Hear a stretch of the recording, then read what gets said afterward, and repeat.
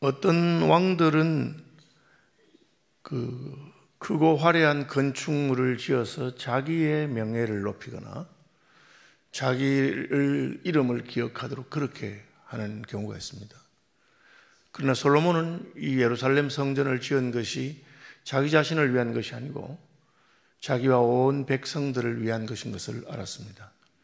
그래서 무슨 자기가 이것을 지었다거나 어떻게 했다거나 그렇게 하지 않고 하나님 은혜로 우리가 이 성전을 잘 헌당했는데 이 성전을 통해서 하나님께서 자기 백성들에게 복을 주실 것을 기도했습니다. 오늘 본문은 이제 솔로몬이 기도를 마치고 백성들에게 축복하고 하는 장면인데 54절 솔로몬이 무릎을 꿇고 손을 폈어요. 하늘을 향하여 그렇게 되어 있습니다. 기도하는 데 있어서 자세는 우리의 마음을 보여주는 것입니다. 그래서 무릎을 꿇은 것은 하나님 앞에서 겸손하는 것을 말하겠죠. 자기를 낮추는 것을 말합니다. 손을 높이 하늘 향해서 든 것은 하나님께 이 기도가 올라가기를 바라는 마음이죠. 기도하는 때 어떤 자세로 기도해야 되느냐? 눈을 감아야 하느냐? 눈을 떠야 하느냐? 손을 모아야 하느냐? 손을 들어야 하느냐? 무릎을 꿇어야 하느냐? 그냥 여러 가지 견해들이 있고 방식이 다 있습니다. 그렇지만 중요한 것은 자기의 마음을 담는 표현이라고 하는 것입니다. 내가 하나님 앞에서 더 간절하고 겸손하게 무릎을 꿇고 싶다. 그럼 무릎을 꿇으면 되죠.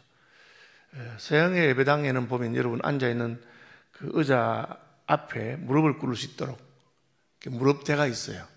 그렇게 되어 있습니다. 그리고 또 서양 사람들이 무릎을 잘 못 꿇기 때문에 그 종아리 뒤에 넣어서 받치는 무릎 의자 같은 게 있습니다. 그렇게 해서 무릎을 꿇습니다.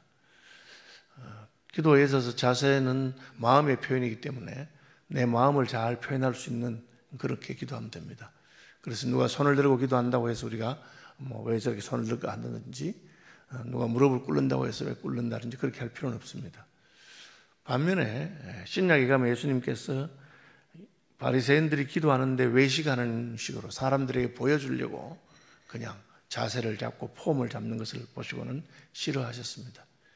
그래서 우리의 자세는 우리의 마음을 담는 그릇이고 내 마음에 간절함이나 겸비함이 있으면 그것을 표현하는 것은 좋습니다. 솔로몬은 왕이지만 하나님 앞에 무릎을 꿇었습니다. 그건 상징적이죠. 왕은 아무에게도 무릎을 꿇지 않는 것이죠. 전에 이명박 대통령이 서울시장으로 있을 때 그 목사님들에게 기도받으면서 무릎을 꿇었다 이런 것 때문에 말도 많고 탈도 많았습니다. 본인의 마음을 잘 표현한 것은 좋았다고 생각합니다. 더 좋았다면 만약에 그분이 이제 하나님 앞에서도 자신의 삶이 더 좋았으면 더 좋았겠죠. 무릎을 꿇고 손을 펴서 하늘을 향하여 기도와 간구로 여호와께 아뢰기를 마치고. 기도와 간구는 뭐가 다르냐? 기도는 좀 더 포괄적인 말이고 간구는 하나님 앞에 내가 바라는 것을 말하는 것입니다. 기도할 때 우리 마음에 하나님께 바라는 것이 있으면 바라는 것을 말하면 됩니다. 그럼 나는 바라는 게 없고 부족한 게 없으면 기도하지 않아도 되는 것인가? 아닙니다. 기도는 간구보다 더 큽니다. 기도는 하나님께 영광을 돌리는 것, 기도는 하나님의 이름을 높이는 것, 하나님 앞에 감사를 올리는 것, 하나님 앞에 회개하는 것, 다양한 것이 있습니다. 기도는 하나님하고 대화하는 것인데 어떤 사람이 꼭 나한테 부탁할 일이 있을 때만 전화하고 나한테 무슨 말했다 하면 손을 벌리고 그러면 그 관계는 바른 관계가 아닙니다. 친한 관계는 무슨 별일이 없어도 보면 좋고 이야기하고 싶고 그렇게 하는 것처럼. 그래서 솔로몬이 하나님께 간구를 드리긴 했지만 간구만이 아니라 기도. 그래서 그냥 하나님 앞에서 만나는 게 좋고 별일 없어도 그래서 주님 저 잘 있습니다 그렇게 말할 수도 있고 주님 오늘도 저와 함께 해주셔서 감사합니다. 새벽의 저를 권고하셔서 감사합니다. 오늘 혹시 하나님께서 제게 하실 말씀이 없으십니까? 기도는 말만 하는 게 아니고 듣는 것도 필요하고 그렇죠. 그래서 우리가 급하고 답답할 때는 하나님 앞에 가서 간구하고 하나님 이거 주세요 저거 주세요 그렇게. 그게 나쁜 건 아닙니다. 애가 젖을 먹고 싶으면 울죠. 그거 나쁜 건 아니지만 그러나 젖 먹고 싶을 때만 엄마를 찾으면 아직까지 엄마와 밀착 관계가 없는 거죠. 그냥 배도 부르고 아무것도 부족한 것이 없는데도 엄마를 보고 애가 빙그레 웃고 방긋방긋 웃고 하면 엄마가 얼마나 기쁘겠습니까? 그래서 기도에는 간구만 있는 게 아니고 기도와 간구로 여호와께 아뢰고, 그것을 마친 다음에 일어나서 이제는 백성들에게 서서 큰 소리로 이스라엘의 온 회중을 위해서 축복하며 이르되, 왕이니까 백성들에게 축복의 말을 할 수 있는데 솔로몬은 기도하고 나서 축복의 말을 했습니다. 그것은 자기의 축복이 왕으로서 줄 수 있는 것을 주는 것이 아니라 하나님께서 주실 수 있는 것을, 다시 말하면 기도하는 사람은 축복의 통로가 될 수가 있습니다. 나는 가진 것이 별로 없어서 자식에게 재산도 많이 못 물려주고, 나는 가진 것이 없어서 못한다, 그런 생각하지 마시기 바랍니다. 기도하면 됩니다. 우리 하나님께 기도하고 하나님께 영광을 돌리고 감사하고, 그리고 우리의 마음이 하나님의 마음과 하나가 되었을 때 우리는 축복할 수 있습니다. 신약에 가면 예수님께서 전도자가 누구의 집에 들어가든지 그 집에 복을 빌어라, 그 집이 복을 받게 합당하면 너의 빈 복이 그들에게 그대로 성취될 것이다, 그렇게 말하고 있습니다. 그래서 우리가 기도하면서 축복할 수 있습니다. 반대도 마찬가지입니다. 성도들이 그냥 밥 사주는 것 좋아하고 나한테 선물 주는 것 좋아하고 그런 것만 좋아할 것이 아니라 나를 위해서 축복하는 사람의 축복을 귀중하게 생각해야 됩니다. 특별히 기도하는 사람이 나를 위해서 축복해 주는 것, 그것은 얼마나 영광스럽고 좋은 것인지 모릅니다. 솔로몬 왕이니까 백성들에게 돈을 뿌릴 수도 있고 음식을 나눠줄 수도 있습니다. 그러나 그는 그 모든 것 전에 하나님께 간절히 무릎을 꿇고 기도한 다음에 백성들에게 축복하는 말을 했습니다. 그 축복의 내용이 어떤 것일까요? 이렇게 되어 있습니다. 여호와를 찬송할지로다. 그가 말씀하신 대로 그의 백성 이스라엘에게 태평을 주셨으니 그 종 모세를 통하여 무릇 말씀하신 그 모든 좋은 약속이 하나도 이루어지지 아니함이 없도다. 첫 번째 축복의 말이 뭐냐면, 내가 기도하고 마음에 확실히 깨닫고 다시 한번 확신하는 것은 하나님은 말씀하신 대로 하신다. 그것이 축복입니다. 하나님의 말씀은 그대로 이루어집니다. 성경에 보면 하나님이 하지 못하는 것이 있는가? 하나님이 하지 못하는 게 있습니다. 하나님은 거짓말을 하실 수 없다. 하나님은 사실이 아닌 것을 사실이라고 거짓말하지 않습니다.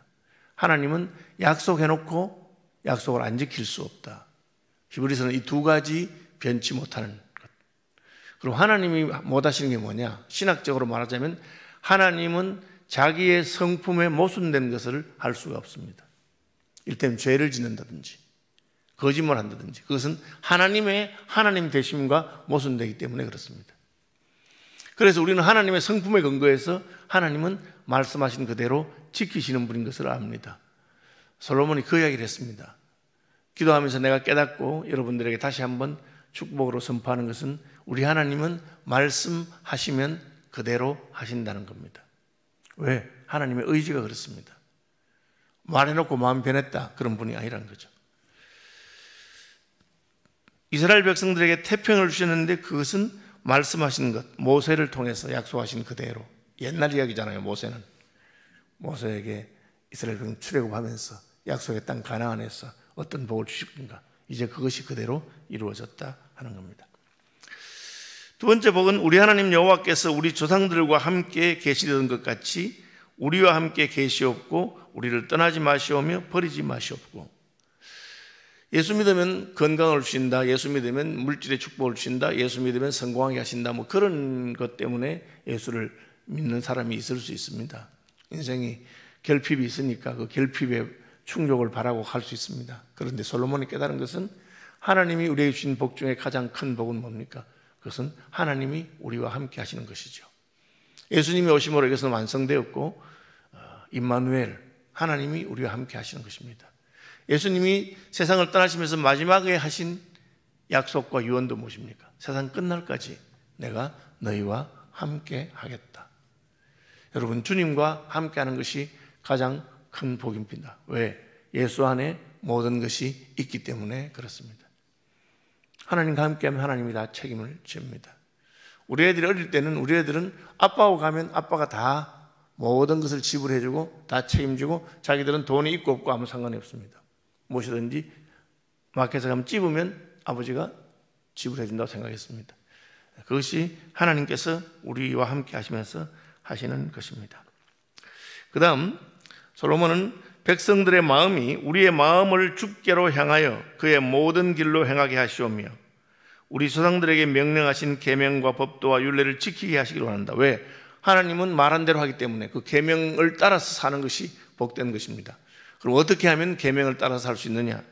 솔로몬이 마음이 주께로 향하여 그의 모든 길로 행하게 하시오며 여러분 마음이 가지 않으면 몸은 따라가지 않습니다. 우리의 마음이 주께로 향해야만 된다는 것을 알았습니다. 그래서 예수님도 계명 중에 가장 큰 계명이 무엇이냐라고 묻는 서기관에게 마음을 다하고 성품을 다하고 뜻을 다하여 주 너의 하나님을 사랑하라. 둘째는 그와 같다. 그래서 우리가 하나님 말씀을 더 잘 지키려 원한다면 하나님을 더 사랑하기를 힘써야 됩니다. 내 구주 예수를 더 사랑하려면 어떻게 해야 됩니까? 함께 보내야 됩니다.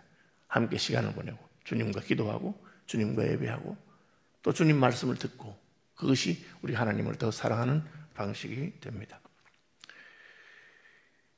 여호와 앞에 내가 간구한 이 말씀이 주야로 우리 하나님 여호와께 가까이 있게 합시며 이 말은 내가 기도한 것을 하나님이 들으시고 내 기도가 하나님께 상달되고 내 기도가 하나님께 기억이 되기를 바란다는 겁니다.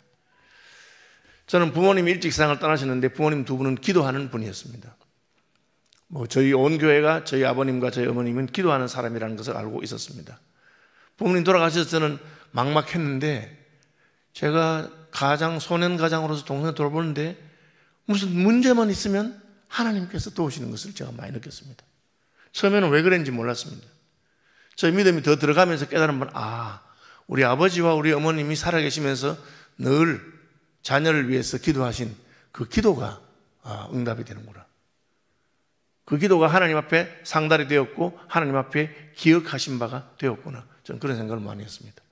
지금도 저 기억나 어떤 기도는 좀 이상한 기도 이렇게 기도하셨어요. 우리 아버님 어머님 어릴 때 항상 우리 어머니가 머리가 되고 꼬리가 되지 말게 해주십시오. 그런 기도를 했어요. 그 기도가 좋은지는 아닌지 모르겠는데 항상 그런 기도를 하셨어요. 그런 기도를 하셔서 그렇게 기억이 나요. 그런데 실제로 지나가 보면 하나님께서 그런 것조차도 다 기억하시고 들으셨는가 그런 생각을 할 때가 많이 있습니다. 솔로몬은 자기가 하나님께 드린 모든 기도에 대해서 이 기도가 하나님이 기억하시고 하나님 상달되어서 여러분의 기도는 하나님 앞에 올라가고 하나님이 기억하는 바가 될 수 있습니다. 그것이 여러분이 자녀들에게 줄 수 있는 축복이요 솔로몬이 왕으로서 백성들에게 줄 수 있는 축복이었습니다. 또 주의 종과 주의 종의 일과 주의 백성 이스라엘의 일을 날마다 필요한 대로 돌아보사. 이 말은 하나님께서 돌보신다는 거죠. 가나안 땅이 왜 젖과 꿀이 흐르는 땅인가? 거기는 비도 잘 내리지 않고 문제가 많습니다. 천수답이라고 하는 겁니다. 그런데 왜 젖과 꿀이 흐르는 땅이냐? 내 하나님 여호와의 눈이 거기 머물러 있기 때문에 그렇습니다. 여러분 농부가 수차를 돌려서 물을 논에 댈 수 있고 밭에 댈 수 있으면 좋은 땅입니다. 그렇지만 그 땅은 수고해야 되는 땅입니다. 가나안 땅 어떤 땅입니까? 물이 없어서 수차를 돌릴 수가 없습니다. 요단 계곡은 저 밑에 있기 때문에 요단 계곡 위에 있는 사람들은 그 물을 끌어올리기 힘듭니다. 한탄강이 그런 강이라 하죠. 물은 저 밑에 흐르는데 저 밑에 있기 때문에 그 위에까지 오늘날 같으면 이제 모터 펌프를 하겠지만요. 너무 힘든 겁니다. 그래서 한탄한다고 한탄강이라 하는데 가나안 땅이 그렇습니다. 그러나 하나님께서 권고하시기 때문에 천수답인데 때를 따라 비와 이슬을 내리십니다. 여러분 그같이 신나고 재밌는 게 있겠습니까? 내가 수고하지 않아도 하나님께서 하늘에서 우르르 때를 따라 내립니다. 그것이 하나님의 권고함이라고 하는 겁니다. 사업을 하거나 장사를 하는데 열심히 하고 수고하면 돈을 좀 벌 수 있습니다. 그런데 열심히 하고 수고하면 더 놀라운 게 있는데 하나님이 복을 주는 겁니다. 저는 제가 제게 배웠던 제자나 제가 그 섬겼던 교인들 가운데 그런 복을 받은 사람 2분 알고 있습니다. 하나님이 딱 부어주니까 그냥 그날 번 돈을 그날 다 못 쓸 정도로 그 자루에다 그냥 담아 넣고 피곤하니까 자고 그 다음 아침에 깨면은 화폐 개수기로 그냥 셌다. 그런 것이 계속되는 거예요. 그 하나님께서 복 주는 것이죠. 그걸 이야기합니다. 저희 처형은 목장하다가 망했습니다. 우리나라 축산업이 그래요. 아무리 열심히 하고 축산업 잡지에 나갈 정도였습니다. 그런데 뭐 우유값이 떨어지고 하니까 망하는 거죠. 그럼 뭘 할까 하고 있는데 기도하니까 하나님이 빵집 하라 그랬어요. 그게 리단입니다. 면도 아니고 리. 그래서 빵집, 자기 빵 한 번도 만들어 본 적이 없어요. 부산에 있는 빵집 그 컨설팅 한 데 가서 제가 우리 동네에 빵집이 없는데 빵집 하면 돼 어떻겠습니까? 하니까 물어보는 거예요. 그 어디냐고. 그래서 뭐 김해시, 김해군 장류면 무겔이라고 하는 곳입니다. 웃더래요. 웃으면서. 혹시 아줌마 빵 만들 줄 알아요? 아니요, 뭐 기술자들이 가면 안 되겠습니까? 한숨을 팍 쉬더니만 아줌마, 내가 장담하는데 그 동네에서 아줌마 기술자들이 빵 팔면 그 기술자 월급도 안 나온다고. 그래 말했어. 그러든지 말든지 그냥 하게 해달라고 해서 컨설팅해서 빵집 했습니다. 어떤 일이 있었는지 아십니까? 그 동네 사람들은 떡만 사 먹지 빵 안 사 먹는 사람인데 우리 처형이 빵집을 닦으니까 그때부터 모든 동네 사람들이 그 집에 와서 빵을 사기 시작하는데 얼마나 잘 팔려가지고 몇 년 동안 돈을 어마어마하게 벌고 그 다음에 그게 그 동네 빵집이 4개 생겼어요. 4개 생겨서 다 망했지. 서로 하니까. 그리고는 뭐 끝이에요. 그 저는 야 무슨 이런 일이 다 있는가. 그 하나님께서 복 주시는 곳입니다. 여호와 하나님께서 권고하시는 땅이죠. 그 기도를 하고 있습니다. 그러니 너희는 마음을 우리 하나님 여호와께 온전히 바쳐 완전하게 행하여 오늘과 같이 그의 법도를 행하여 그의 계명을 지키라. 하나님께 다 달려있으니 하나님 잘 섬겨라. 다른 거는 그냥 하나님 주시는 대로 일용할 양식만 좀 먹고 살고 복 주시면 그 복을 가지고 나누어 살고 그렇게 말하고 있습니다. 예, 쉬어야 돼서 기도하고 마치겠습니다. 하늘에 계신 우리 아버지 거룩하게 하시며 아버지의 나라가 오게 하시며 아버지의 뜻이 하늘에서와 같이 땅에서도 이루어지게 하소서. 오늘 우리에게 일용할 양식을 주시고 우리가 우리에게 잘못한 사람을 용서하여 준 것 같이 우리 죄를 용서하여 주시고 우리를 시험에 빠지지 않게 하시고 악에서 구하소서. 나라와 권능과 영광이 영원히 아버지의 것입니다. 아멘.